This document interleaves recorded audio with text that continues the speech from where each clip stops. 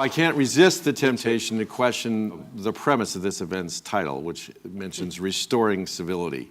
So my question to you all is was there ever really, in America at least, some lost age of civility that we can go back to and restore? Or is this really a more uncivil time? Are we just more aware of acts that occur because we have a pervasive global media culture that throws up these examples in our face all the time? I would love to just make one point, but then defer to others. I think we regularly forfeit the conversation to the shrillest and meanest and angriest voices, and the technology allows for that to happen. The fact that we have suburbs and cities, and the fact that there are groups that are very homogenous around the country has led to more and more polarization. Religious polarization, polarization on the role of government, and all of these things. There's all sorts of, Pew just came out with a big study showing that it's the highest level of polarization on many counts in a quarter century. So people don't meet each other as much. But at the same time, the people who get the attention, one guy says, I'm going to burn a Quran, suddenly that's a story that 300 million people are thinking about. It's that is really contributing to the problem. Yeah, and he would have just been some obscure nut in rural Florida. 100 years ago. Yeah, right. He'd have been what he is. The place where I think media has changed is that we have so much more media and so much more polarized media.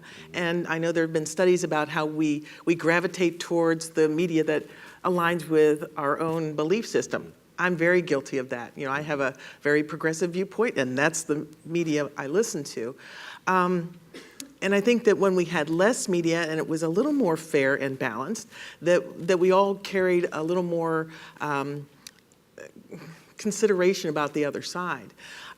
Another point was I turned on my car radio one day and I was hearing this conversation about this horrible conflict and the words that were used about politicians, and I was saying, yeah, that's right. And then I found out that they were discussing a book about the time of James Madison. So I'm not sure that it's any more or less civil now. If you've ever seen any of the cartoons of Abraham Lincoln during the election of 1860. I mean, we haven't had anyone recently in the United States Senate beat somebody else up with a walking stick, which happened.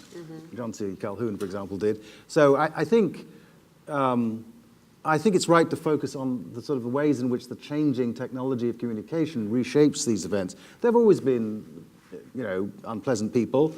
There have always been crazy people. There have always been people who had extreme views. But on the other hand, for a long time, actually, I think historians would say, beginning roughly with the period of the American Revolution, in modern societies, a kind of public world was created through the national media and so on, which was somewhat shared. And I think especially in the post-war period when there were just a few television stations and almost everybody watched them, and they had a shared sense of, you knew that if this was in the headlines on one, it would be in the headlines on the other. They had a shared sense of what the news was.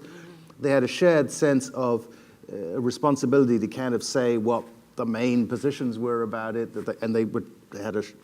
you might have thought they were biased, but at least they were trying not to be biased. They were trying very hard to give a sort of balanced picture. We don't have that anymore. We don't have it on television alone, but also we have these other forms of access to information where you can hone in. I get my messages every morning from the Daily Cuss or whatever it is. And so, I have this focused, kind of liberal picture of the world, and it takes a big effort to say, well, I should also be trying to be aware of what the other views are. And, I thought about this when the congresswoman from Minnesota who ran for the Republican, Michelle Bachmann, sort of appeared on the scene. Many of the things that she said that struck me as, let's say, surprising, were things that in her world people said all the time. She didn't mean to be surprising anybody. She was just saying things, and it's sort of our fault as well as hers that we aren't familiar with the fact that there's a large segment of our society which sort of takes it for granted, for example, that, just one example, that the theory of evolution is, as they say, just a theory, and that there's this other alternative picture in which the universe is 6,000 years old. Now, I think that if we had more of these conversations, we'd both be more aware of that and of sort of how you get to think that. And also probably there'd be fewer people who thought it, actually, because it's isolating yourself off from the people who have the other view is, in the end, something that makes it easier for false views, and this is true among liberals just as much as among conservatives, for false views to survive, because what my great hero John Stuart Mill argued was that it's only when you have the thoughtful, respectful clash of conflicting views that you have the best chance of finding out what the truth is. I want to hear what people who disagree with me think, mostly for my own sake, because otherwise I'm going to be drifting off, away from reality. And I think that there's a real challenge, and I think it's something that we need to teach in schools, and I think it's something we need to try and practice, which is to hold on to the sense that it's important that there be a common conversation. And the only way to do that is by exposing yourself to things that you don't like. Speaking of Michelle Bachmann, a little while ago, I risked airing a commentary in which I took one thing that she'd said, which is that if you're a committed Christian, that should clearly and obviously and inevitably drive your political views, and said that I completely agreed with that, and that she was exactly right. And the responses I got tell you about the distance we have. The people were shocked that anybody on an NPR station would say something. And I agree with you, by the way, on that one. I mean, it seems to me it's a crazy view that if you think that the God of the universe, the creator of everything, holds a certain view, and that view is relevant to politics, how on earth could you possibly set it aside? Right. I think this idea that the public sphere should be kind of isolated from anything. I mean, I want to know what my fellow citizens think about everything. Some of them have views that start from places that I couldn't imagine starting, but I want to know those things. I think we should hear these things. I think we should have more vigorous debate about those sorts of issues, rather than trying to exclude them from the public sphere, to say that view is so ridiculous that we're not going to discuss it. No, if a significant group of my fellow citizens hold a view, civility, that is, responding to them in the way that it's appropriate to respond to your fellow citizens, requires me to try and understand what the view is and why they hold it.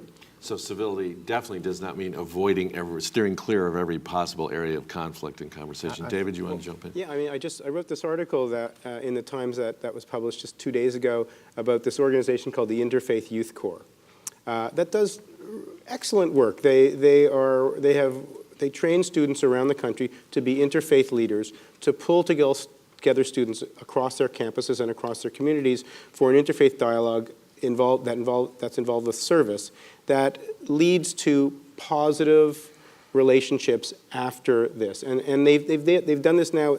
It's almost more of a science than an art now. They've figured out, we know how to do this, we know how to train young people to do this, we know how the conversation has to be structured. You have to begin with a shared value. In other words, let's talk about compassion. What does Islam say about compassion? What does Christianity say about compassion? What does Judaism say about compassion? Let's talk about that. Talk about faith in a very, very personal way, not in a way where you're arguing about the teachings, the theological teachings, and then you have to embody that in service. Now, if they do that, by the end of this process, people have developed strong relationships with each other, they like each other, and they feel better about other faiths. So this is now systematically demonstrated on 106 campuses. They're spreading it to 1,500.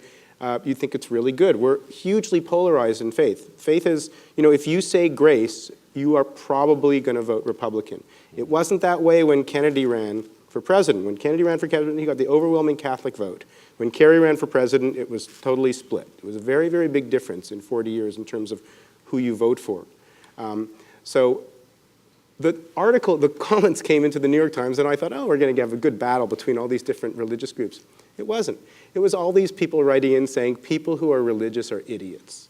Lots and lots of atheists, secularists saying religion is bunk, anybody who can't look out, and it was extraordinarily condescending and intolerant towards the idea of faith, which is a kind of somewhat silly attitude to have in a country where 80% of people say they believe in God, but nevertheless. So I was very, very surprised at how much the divide between the secularists and the religious people is really animating incivility in this country. I think it's deeper than we think, and we have, like Anthony's saying, we have to talk about it. have to talk about faith. Now, yeah, go ahead. I was going to say, I do believe in conversation, and I've learned a lot from relatives of mine who have a very different faith base. I draw the line, and I'm very concerned about when that translates into legislation, which has been happening more and more often, as many women may be aware. I think that there is a time and place to acknowledge that we have differences, but that we really need to find a common denominator to have conversations with. I was very intrigued by an organization that's happening in Wisconsin called Reach Out Wisconsin. It was started by a couple in Madison who realized after Scott Walker was elected that they didn't know anybody who wasn't a liberal. And they put it out there to the Republican whoever's, was there another couple that might like to have a common conversation and get together?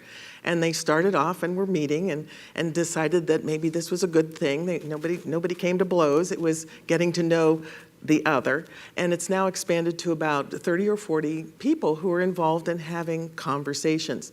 They got through all of the political unrest, the people in the state house. They got through the recall election, still having conversations. And that to me was one of the most hopeful things I've heard lately.